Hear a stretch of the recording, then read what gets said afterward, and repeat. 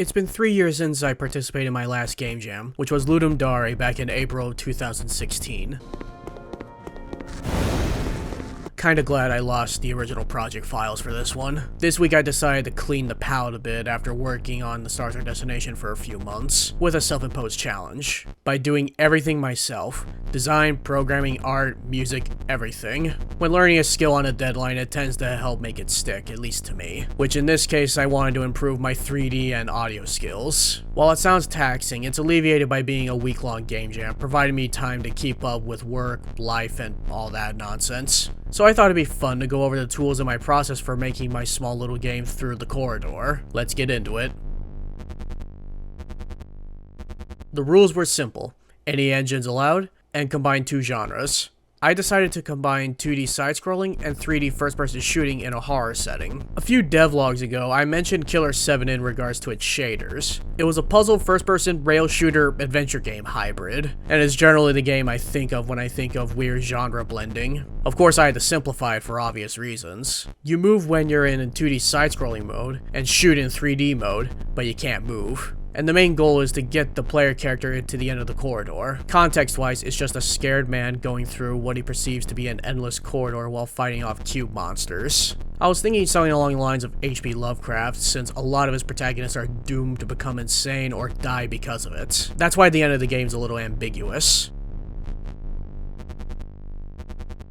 For this, I use Unity. It's the engine I'm most used to. The whole game is just 2 scenes, the title screen and the gameplay scene. We'll just be covering the gameplay screen. It's just a hallway with some smoke and mirrors. It has a set end with triggers for spawning enemies and dialogue. For spawning enemies, it'll choose how many enemies to spawn based on how many spawn points it has in its array. If we have 3 spawn points, it'll spawn between 1 and 3 enemies. It'll also depend on which side they're spawning from too. Dialogue triggers will trigger dialogue based on the scriptable object data that they have. There's no traditional aiming, but screen ray casting. If you click on the screen and you hit the object with a target behavior, they'll die. When moving a player character, I don't like making the player character turn by reversing its scale. It could lead to a lot of problems down the line. So the main character uses flip functions in the sprite renderer, and has 2 different revolvers on each side. It looks ridiculous when everything's out in the open, but that's how it goes. And there's some small polished game dev tricks like having the black particle at the end of the hallway so the player can't see it, a background quad that has a sped up MP4 file, and having the sidewalls turn on or off by colliding with the camera and calling the game manager. Stuff like that. Let's get into the art stuff.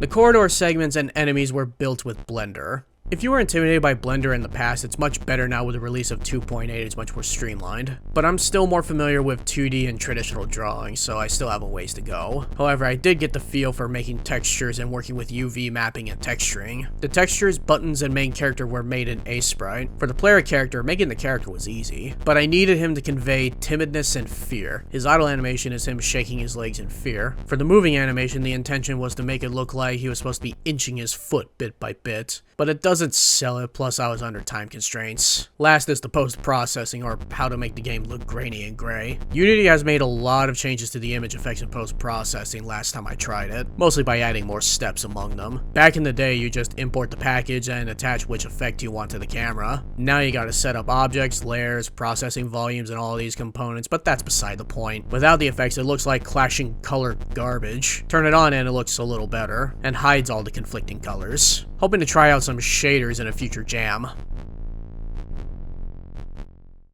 Music is by far my weakest skill, so I'm still experimenting. I've been checking out many channels on music theory and composition to help mitigate this. With that in mind, what makes background music sound like horror without resorting to jump scares or things from Hide and Surprise Symphony? Lengthy low notes for the most part. Horror is more atmospheric and more focused on pacing to keep the scares and subtleties impactful. And how I came about it went like this. I play around on the keyboard till I discover a melody that I like.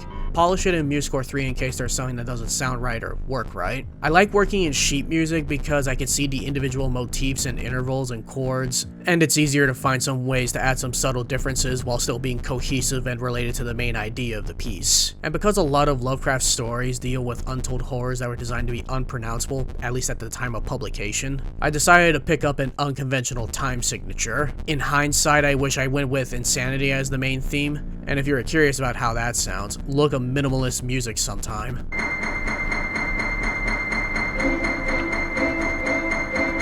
Alright, I played around, I got my piece, I got my bars. I export the main section and the arrangement as separate MIDI files. Import them into LEMS, which is my DAW of choice because I'm cheap. Once I have them imported, I experiment with some free VSTs. Think of them like instruments. I went with chiptunes for the arrangement and heavy low octave synth for the main section. Here's what I came up with.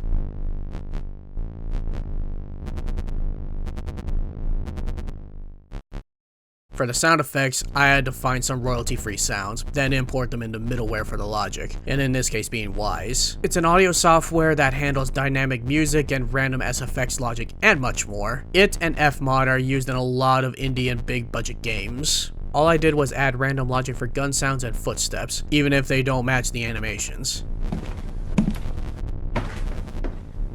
Like I said, the point is to learn something new and improve. And with that, that's Through the Corridor. It's on itch right now if you're morbidly curious. While I'm proud of this, I still have the urge to go back and improve a few things like the hallway textures and general sound. But live and learn, I guess. I hope to make game jams a more regular thing. It was fun to work out of the box. That'll be it for this one. Subscribe or join the Discord server if you like what I'm doing. Let me know if you have any questions or feedback. Take care of yourselves and have a good week.